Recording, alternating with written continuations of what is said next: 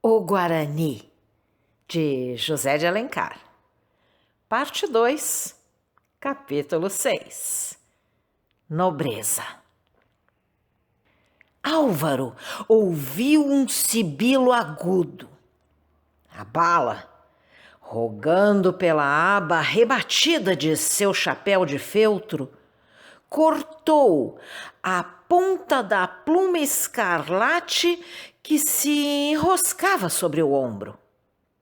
O moço voltou-se calmo, sereno, impassível. Nem um músculo de seu rosto agitou-se. Apenas um sorriso de soberano desprezo arqueava o lábio superior, sombreado pelo bigode negro. O espetáculo que se ofereceu aos seus olhos causou-lhe uma surpresa extraordinária. Não esperava, de certo, ver o que se passava a 10 passos dele.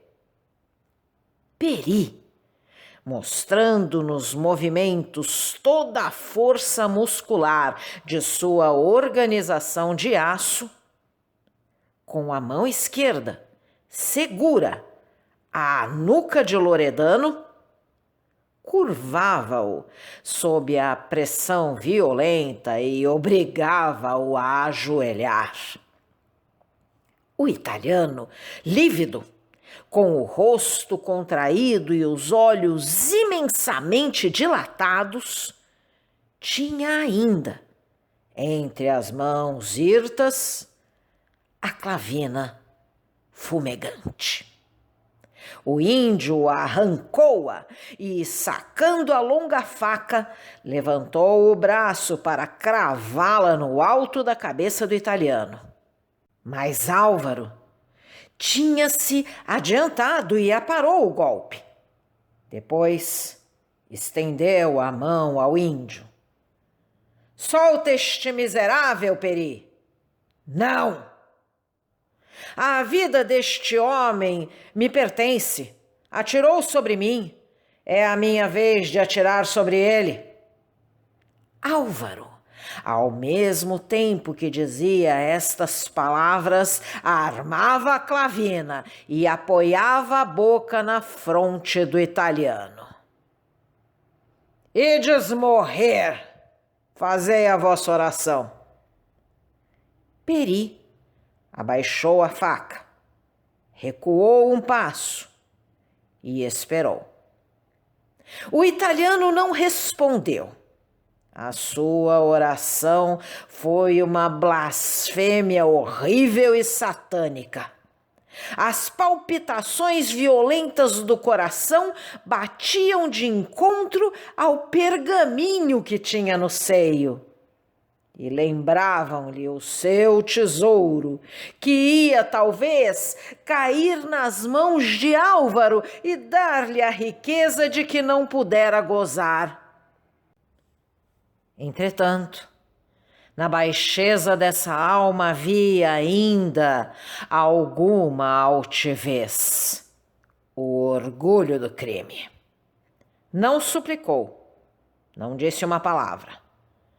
Sentindo o contato frio do ferro sobre a fronte, fechou os olhos e julgou-se morto.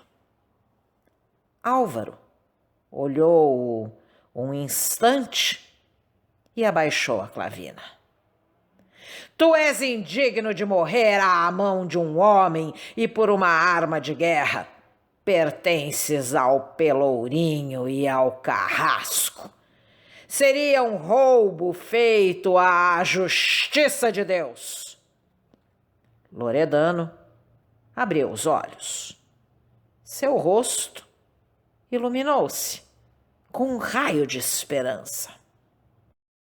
Vais jurar que amanhã deixarás a casa de Dom Antônio de Maris e nunca mais porás o pé neste sertão. Por tal preço, tens a vida salva. Juro, exclamou o italiano.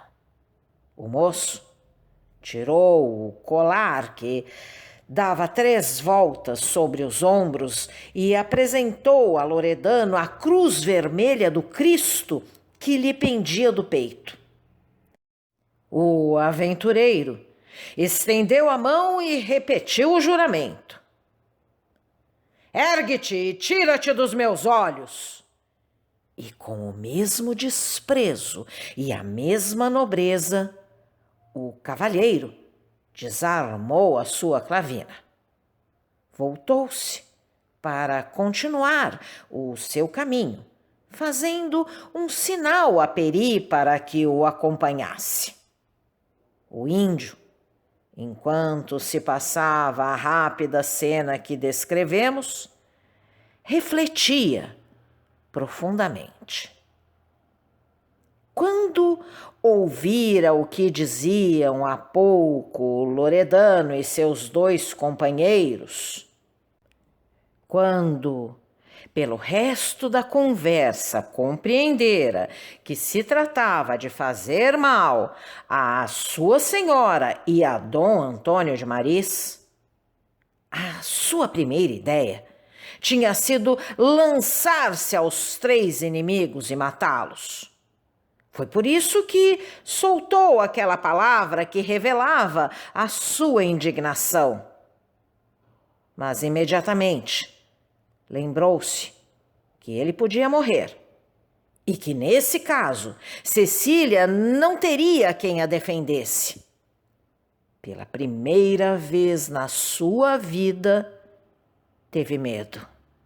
Teve medo por sua senhora e sentiu não possuir 1000 vidas para sacrificá-las todas à sua salvação. Fugiu então, com bastante rapidez para não ser visto pelo italiano que subia à árvore. Afastou-se deles. Chegando à beira do rio, lavou a sua túnica de algodão, que ficara manchada de sangue. Não queria que soubessem que estava ferido. Enquanto se entregava a este trabalho, combinava um plano de ação. Resolveu não dizer nada a quem quer que fosse, nem mesmo a Dom Antônio de Maris. 2 razões o levavam a proceder assim. A primeira era o receio de não ser acreditado, pois não tinha provas com que pudesse justificar a acusação que ele, índio, ia fazer contra homens brancos. A segunda era a confiança que tinha de que ele só bastava para desfazer todas as tramas dos aventureiros e lutar contra o italiano. Assentado este primeiro ponto, passou a execução do plano. Este reduzia-se para ele em uma punição. Aqueles 3 homens queriam matar, portanto, deviam morrer. Mas deviam morrer ao mesmo tempo, do mesmo golpe. Peri receava que, combinados como estavam, se um escapasse vendo sucumbir seus companheiros, se deixaria levar pelo desespero e anteciparia a realização do crime antes que ele o pudesse prevenir.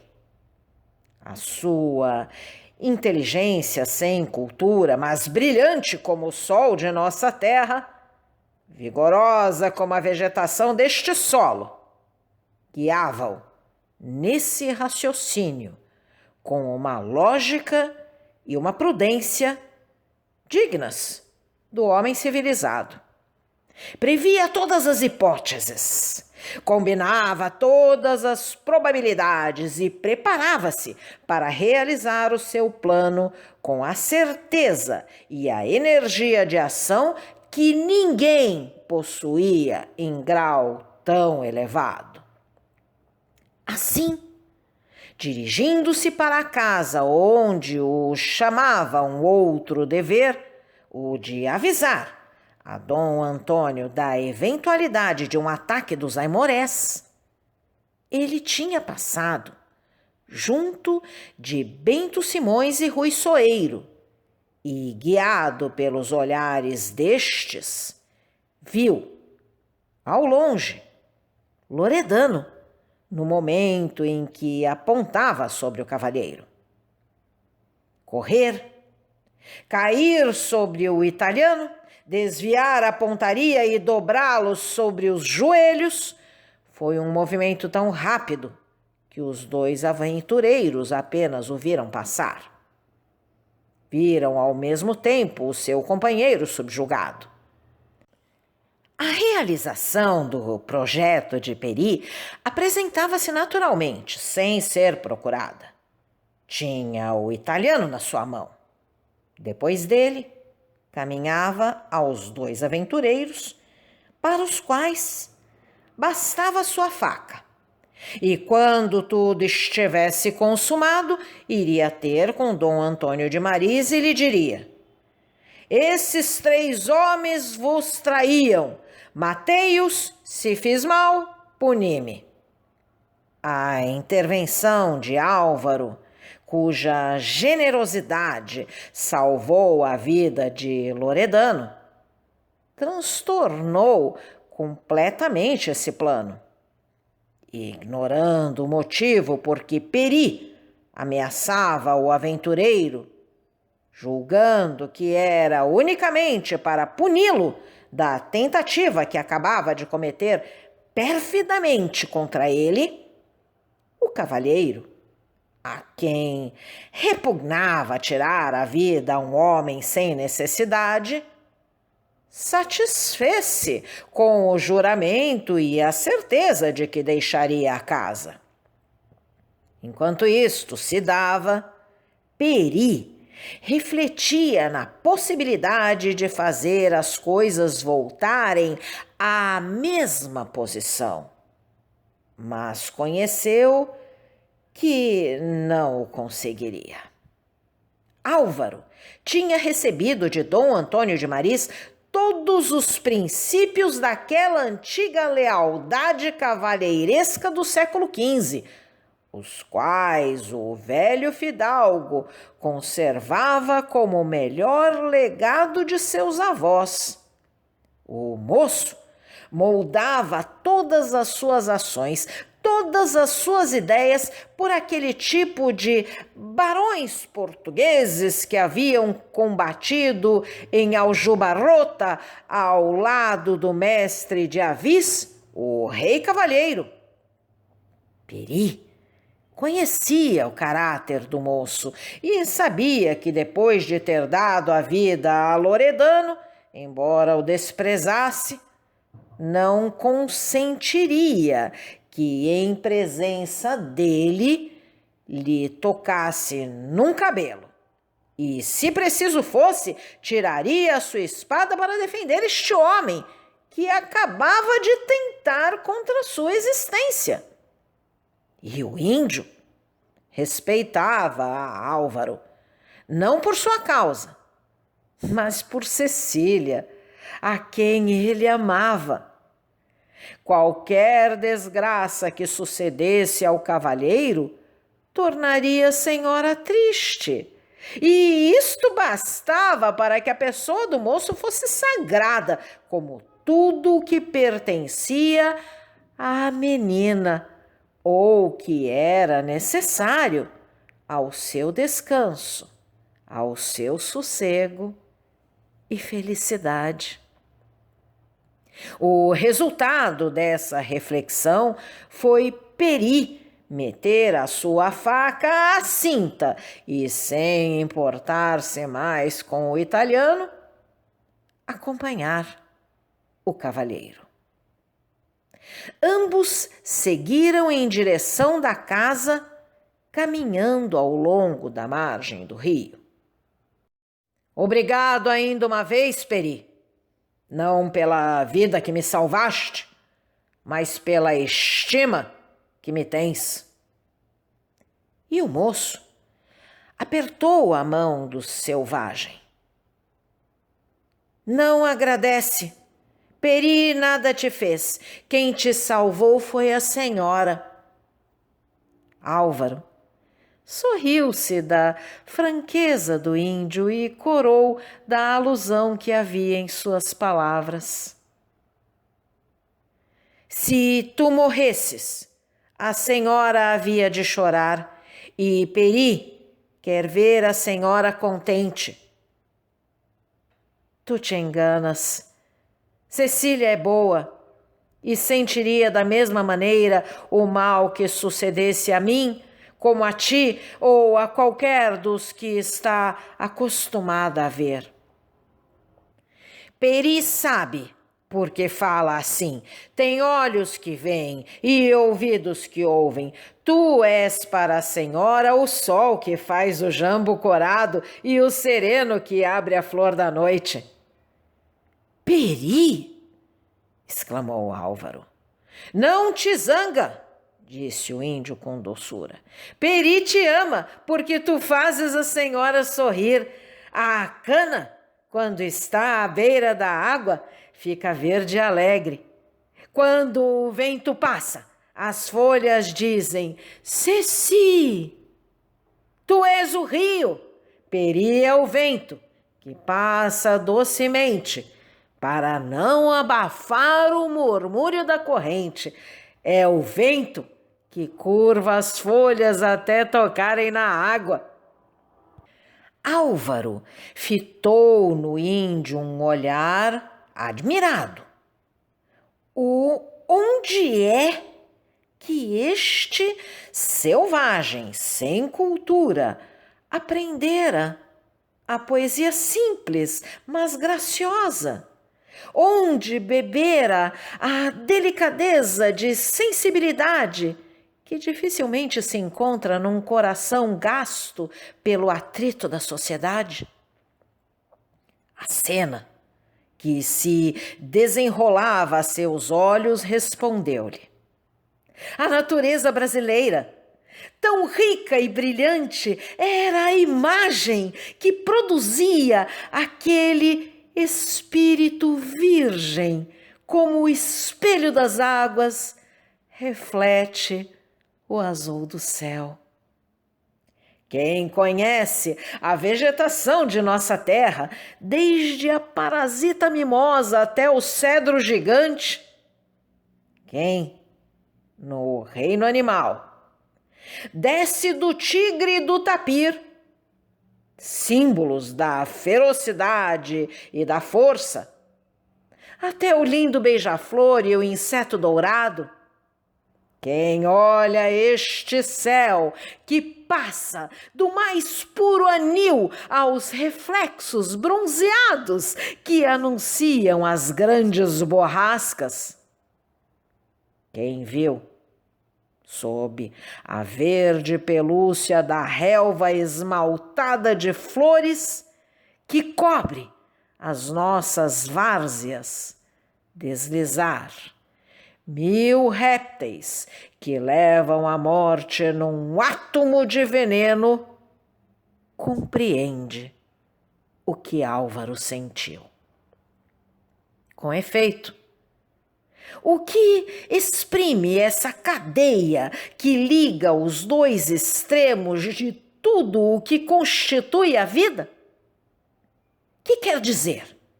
A força, no ápice do poder, aliada à fraqueza em todo o seu mimo, a beleza e a graça sucedendo aos dramas terríveis e aos monstros repulsivos, a morte horrível a par da vida brilhante? Não é isso a poesia? O homem que nasceu, embalou-se e cresceu nesse berço perfumado, no meio de cenas tão diversas, entre o eterno contraste do sorriso e da lágrima, da flor e do espinho, do mel e do veneno. Não é um poeta? poeta primitivo, canta a natureza na mesma linguagem da natureza. Ignorante do que se passa nele, vai procurar, nas imagens que tem diante dos olhos, a expressão do sentimento vago e confuso que lhe agita a alma. Sua palavra é a que Deus escreveu com as letras que formam o livro da criação. É a flor, o céu, a luz, a cor, o ar, o sol. Sublimes coisas que a natureza fez sorrindo. A sua frase corre como regato que serpeja, ou salta como rio que se despenha da cascata. Às vezes se eleva ao cimo da montanha, outras desce e rasteja como inseto, sutil, delicada e mimosa. Eis o que a decoração da cena majestosa, no meio da qual se achava à beira do Paquequer, disse a Álvaro. Mas rapidamente, por uma dessas impressões que se projetam no espírito como a luz no espaço. O moço recebeu a confissão ingênua do índio sem o mínimo sentimento hostil. Ao contrário, apreciava a dedicação que o selvagem tinha por Cecília e ia ao ponto de amar a tudo quanto sua senhora estimava. Assim, disse Álvaro sorrindo, tu só me amas porque pensas que Cecília me quer? Disse o moço. Peri só ama o que a senhora ama, porque só ama a senhora neste mundo. Por ela deixou sua mãe, seus irmãos e a terra onde nasceu. Mas se Cecília não me quisesse como julgas, Peri faria o mesmo que o dia com a noite, passaria sem te ver. E se eu não amasse a Cecília? Impossível! Quem sabe? Disse o moço sorrindo. Se a senhora ficasse triste por ti, exclamou o índio, cuja pupila irradiou. Sim, o que farias? Peri te mataria. A firmeza com que eram ditas destas palavras não deixava a menor dúvida sobre a sua realidade. Entretanto, Álvaro apertou a mão do índio com efusão. Peri temeu ofender o moço. Para desculpar a sua franqueza, disse-lhe com um tom comovido: escuta, Peri é filho do sol, e renegava o sol se ele queimasse a pele alva de Ceci. Peri ama o vento, e odiava o vento se ele arrancasse um cabelo de ouro de Ceci. Peri gosta de ver o céu, e não levantava a vista se ele fosse mais azul do que os olhos de Ceci. Compreendo-te, amigo. Votaste a tua vida inteira a felicidade dessa menina. Não receies que te ofenda nunca na pessoa dela. Sabes, se eu a amo, e não te zangues, Peri, se disser que a tua dedicação não é maior do que a minha. Antes que me matasses, creio que me mataria a mim mesmo se tiver a desgraça de fazer Cecília infeliz. Tu és bom. Peri quer que a senhora te ame. O índio contou então a Álvaro o que se tinha passado na noite antecedente. O moço empalideceu de cólera e quis voltar em busca do italiano. Desta vez não lhe perdoara. Deixa, disse o índio. Ceci teria medo. Peri vai endireitar isto. Os dois tinham chegado perto da casa e iam entrar a cerca do vale quando Peri segurou o braço de Álvaro. O inimigo da casa quer fazer mal, defende a senhora. Se Peri morrer, manda dizer à sua mãe e verás todos os guerreiros da tribo chegarem para combaterem contigo e salvarem Ceci. Mas quem é o inimigo da casa? Queres saber? De certo, como hei de combatê-lo? Tu saberás. Álvaro quis insistir, mas o índio não lhe deu tempo. Meteu-se de novo pelo mato. Enquanto o moço subia a escada, ele fazia uma volta ao redor da casa e ganhava o lado para onde dava o quarto de Cecília. Já tinha avistado ao longe a janela, quando debaixo de uma ramagem surgiu a figura magra e esguia de Aires Gomes, coberta de urtigas e ervas de passarinho e deitando os bofes pela boca. O digno escudeiro, tendo encontrado em cima de sua cabeça um maldito galho desajeitado, foi de narizes ao chão e estendeu-se maciamente sobre a relva.